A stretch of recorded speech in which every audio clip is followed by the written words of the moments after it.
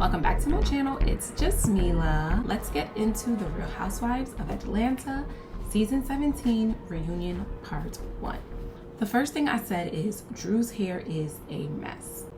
It's not about the style of her hair, it just is a literal mess. It's not sleek, it's like frizzy, it's all over the place, and I don't understand why. I also thought it was funny that Pinky said her mother was mad as FUCK about the pregnancy. I feel like Pinky is just real and raw. Like, she's not trying to keep up appearances so she can be relaxed, because she's not being fake or phony. She's my favorite addition this season, and maybe my favorite housewife of this season, along with Kelly. Also, my best dress has changed after seeing the first part of the reunion. On camera, the looks give a different thing, and so number 1 is still Cynthia, but my number 2 has now gone to K. Michelle. Before I had K. Michelle down at the bottom, I just thought her outfit looked real regular in the photos, but on camera, seeing it play out, it looks really great. So Cynthia, then K. Michelle is number 2. I'm still gonna put Pinky at number 3, and then I'm going to group Kelly, Shamia, and Angela together. Portia, I still think looks extremely pretty. She looks very, very, very pretty, but her dress, it gives like my prom dress that I got made. I don't feel like it reads as, it just doesn't read as well on camera to me. It doesn't look so fabulous, even though she does look fabulous. And Drew and Phaedra are now in my bottom. Before I had Phaedra as my like number 2 or 3, but something about it, just maybe it's like her posture when she's sitting, she just looks real casual. The fact that she didn't have that emerald necklace on that she did in her photographs, it really just takes away a little bit from the overall look. So it's not as amazing. So they get into a conversation with K. Michelle and Drew around Black. And K. Michelle says Black has some legal troubles. And Drew says, oh, you must be snooping around and doing some behind the scenes work and talking to people to know about this. And in this moment, we watch Drew manipulate facts to portray a certain narrative. She does this throughout the reunion, where she will take the truth and skew it in a way to lead people to think something other than what is actual and factual. So yes, K. Michelle is talking about his legal troubles, but Drew is framing it as though this is something that people are not aware of. And so it's proof that K. Michelle is behind the scenes scheming and digging up information on people. When K. Michelle then says it's on the Shade Room, they did a full expose. So it's like, no, she wasn't snooping around. She was just on the internet like everybody else, and it was there for her to see. But Drew does that. She'll manipulate the facts to create a narrative that is just misleading. After K. Michelle said that Black is in Thailand, Portia turned to Drew and said, does he call you international? To me, it was just very on brand for Portia, where she just blurts things out. It's like, Drew is supposed to be your girl. She's supposed to be your friend. And here K. Michelle is calling out Black. And you ask her, is he calling you international? And I shook my head at Drew and her cut board. Like, the performance, you know? She is accusing K. Michelle of being performative, but the call is coming from inside the house. Like, girl, it's you. You're projecting. You're being performative. It was just like a flop and a fail. And she looks a mess. So on top of it being a flop and a fail, you look bad. Why does her hair look like that? What happened? Nobody else looks like that on stage. It's shortly after that I realized, wait, hold on now. Pinky got her hair freshly dyed backstage, and she's pregnant. And I'm like, aren't you not supposed to get your hair dyed when you're pregnant? But maybe that's not true. Maybe you just aren't supposed to get a relaxer when you're pregnant.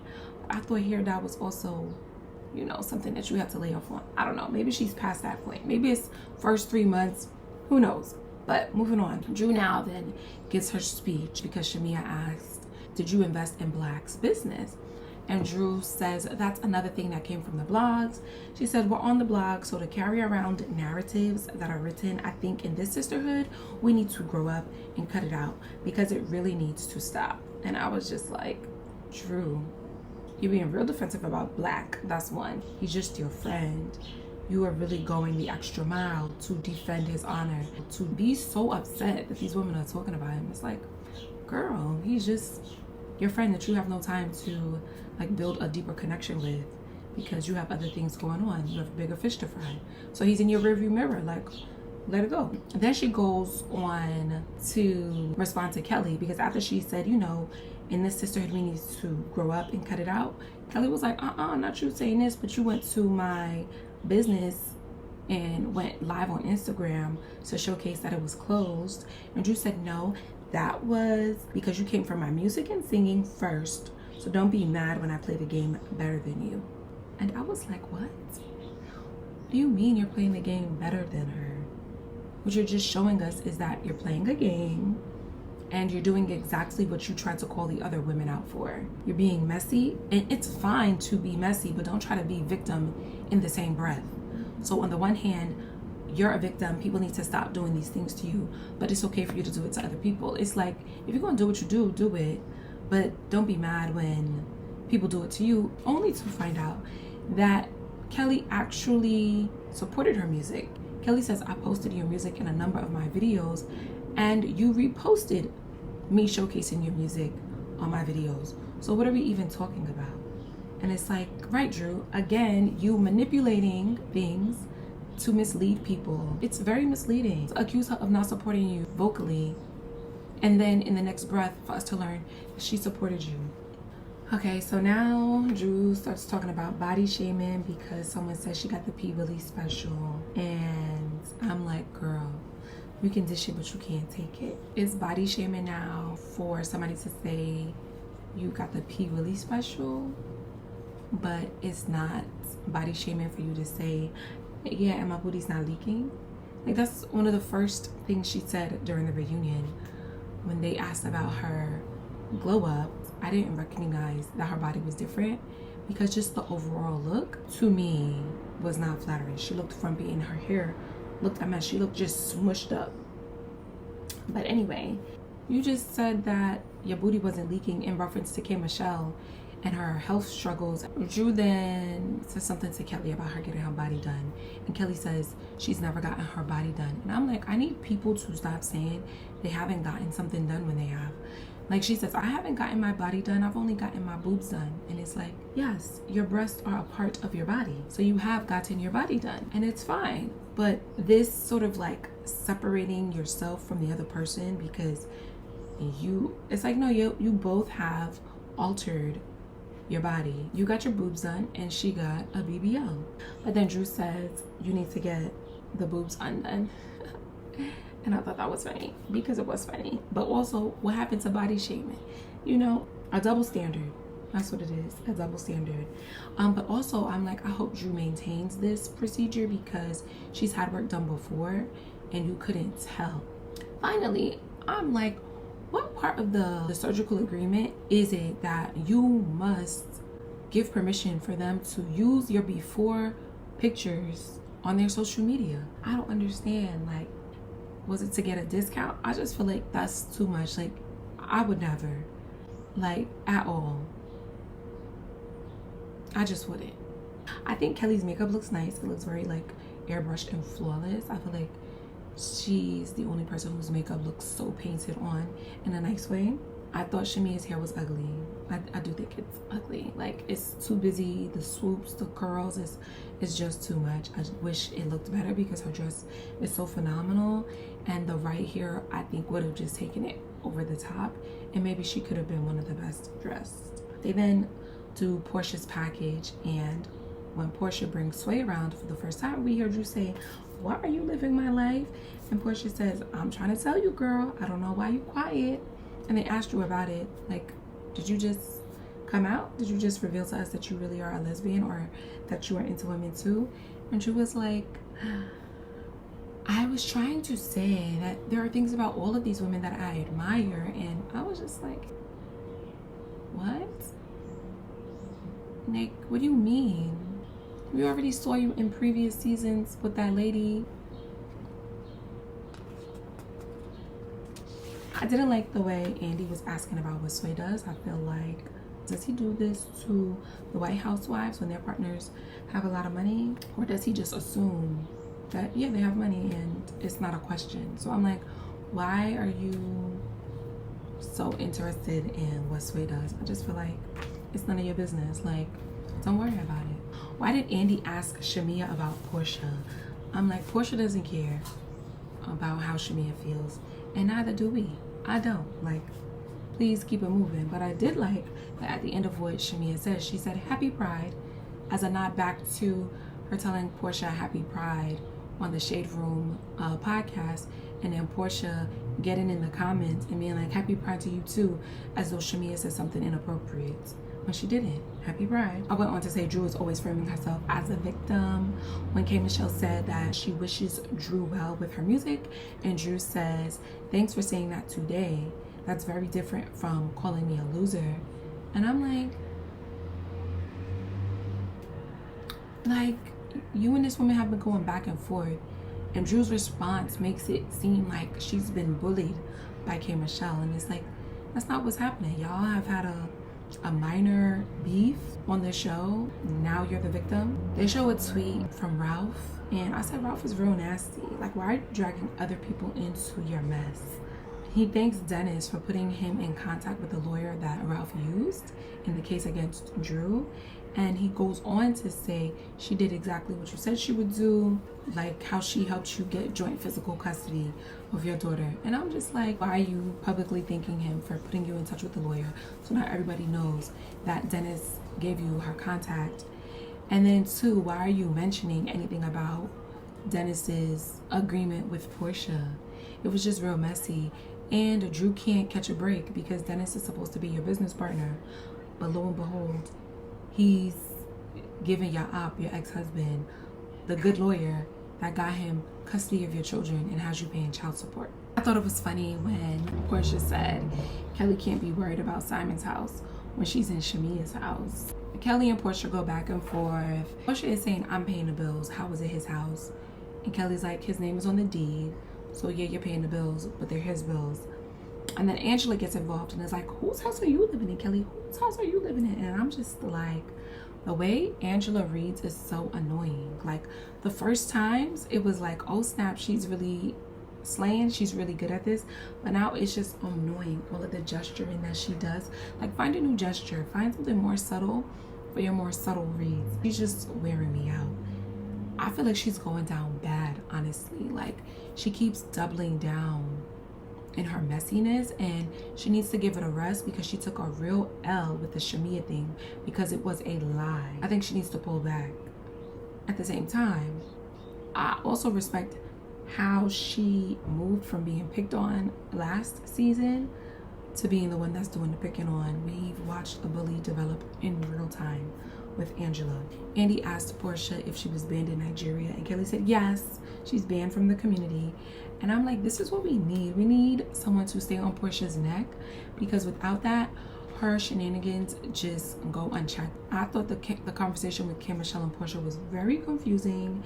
It took so many twists and turns, but around the discourse relating to whether you should let a friend or a soon-to-be friend that you've been with their previous partner before, I feel like I could see it both ways. From what I remember, it seemed like Portia and the man were talking about K. Michelle, and K. Michelle was oblivious, like, oh, I didn't even know that y'all were a thing. So I just feel like if that is true, then she should have let her know. I feel like it's something they could move on from. When K. Michelle said that she was being led in the interview, and Portia said, I'm not like you new girls, I can't be led. And K. Michelle was like, I'm not new to this. And they were going back and forth. K. Michelle said, I think you just learned to speak. Your PR is new. I was like, it is. Because when Portia did that Carlos King interview, that was how I felt. I said, oh, she is real polished. She's doing a great job not answering questions. And then K. Michelle went on to say, Portia, go be the star that you are not. Flatline. Okay? K. Michelle has Portia gagged. Like, she really rattles Portia up, and that's also what we need. And I like this dynamic between the two of them where they can be friendly, but also can come for each other and it be a battle of the words. Let's see who's more witty. I also felt like Andy was very dismissive when he was gesturing, talking about the betrayal that K. Michelle felt as it related to Portia. It was like, you know, we're gonna get to that about the betrayal and the plot and all of that stuff, but his gesturing was very like dismissive. They do K. Michelle's package, and Shamia says that she feels that, you know, we have our disses and we shoot back and forth, but when you said she's leaking, I felt like that was hurtful. And Drew was like, I was talking about my butt. It's like the dishonesty. Like, yes, we know you were talking about your butt, but you were referencing K. Michelle and the complications she's had with her surgeries. Again, Drew can't take accountability. When Phaedra said that K was misunderstood this season as it relates to her being in a group of women and having PTSD from her past experiences that were not great with women, I was like, misunderstood about what? I didn't feel that way. If anything, I felt like it was refreshing to have K. Michelle on the cast because she was calling out the BS and the phoniness, and it was refreshing because everyone else is acting like this is normal to just be nasty to each other and to talk bad about each other. And K. Michelle was like, what is happening? Like, I don't understand this. And I hope we continue to see more of that. When Portia said she had no friend on the show until Phaedra, I was wondering, how did the other ladies feel hearing that? Like, I felt like, do they feel some type of way? Because here we have Angela and Drew fighting Portia's battles. Well, at least Angela, especially during this conversation with Kelly and Portia about who's living in whose house. The way Angela jumped in, I was like, dang, like, how do you feel knowing that Phaedra is her only friend on the show? Then I was like, you know, they're hip to the game. They know that they're not friends. Like, Angela comes for her in her confessionals all the time. So I guess it's like, it is what it is. Portia continues on with this monologue about how, child, I was a lone wolf. I got it bad. I felt like everyone was against me the same. And I was like, oh, a fresh start. And just to see how something may have made you close up to me and some of the girls. And I was just like, what? I thought it was funny. It was very much giving, woe is me. And I'm like, everybody loves to be a victim and feel justified in it, but when Shamia is legitimately being lied on, they act like, oh my gosh, girl, you're not a victim. No, she was a victim of the lies, of Angela's lies, and all of you not calling it out or not holding Angela accountable when it was happening. Like, she was actually the victim this season, and here you all are representing yourselves as victims in so many scenarios. It's just laughable and interesting. I also felt like they should have stayed on the blogger conversation around K. Michelle and this whole plot, because she says she got some of the information from Nash, which is the man that Portia had been speaking to. And so I felt like there could have been some sort of like landing of the plane or resolve or some revelation so that people could be called out, but it was very much skimmed over. When Portia said, you know, the rest of the couch over there, like, why do you love them so much, or whatever she said, and K. Michelle said, you know, when she was in the hospital, Shamia was the first person that arrived, and Portia said, child, I should have rushed to the hospital. I should have put the pedal to the metal to make sure I got there first. And I'm like, I feel like she's completely ignoring the other ways that K. Michelle has experienced her that led her to have pause around their friendship. One, you made that comment about her having a miscarriage, and she felt like, what? Like, what kind of dumb is this? That was one. Then the other thing was you dating Naj and never revealing that information to her. And then the other thing was her first meeting with Kelly, and they had tea at the beginning of the season, and she said that Kelly was sleeping with a Nigerian. And Kay was like, why do you care about what this lady is doing with her box? Those are things that happened that K. Michelle experienced firsthand. It wasn't hearsay. It wasn't anything like that. But you completely like gloss over that to say she's only friends with Shamia because she got to the hospital before me. It was just very reductive and like silly. So this last part of the reunion was Drew again being manipulative.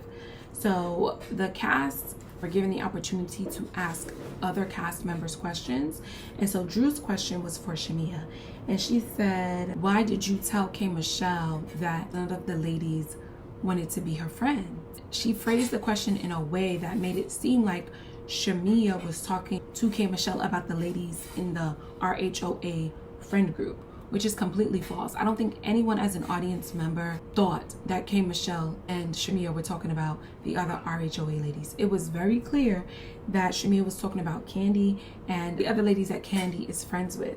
So again, it was Drew manipulating something to portray a narrative that is misleading. And Shamia had to say, first of all, I was not talking about the ladies in this friend group. I was talking about something else, which leads into how K. Michelle and Shamia have fallen out. It's coming up on part 2 of the reunion. I look forward to hearing about it. I want to know. I hope it's a legitimate beef. I hope it's good. I also hope they can move on from it, because child, I cannot deal with Shamia having another op, especially because the other side of the couch would love for her to be further iced out from the group, and I don't want that. So that's it. That's my review for the Real Housewives of Atlanta season 17 reunion part 1. Let me know what your thoughts are down in the comments, and I'll see you next time. Remember to like, comment, and subscribe, and I will see you in the next one. Peace.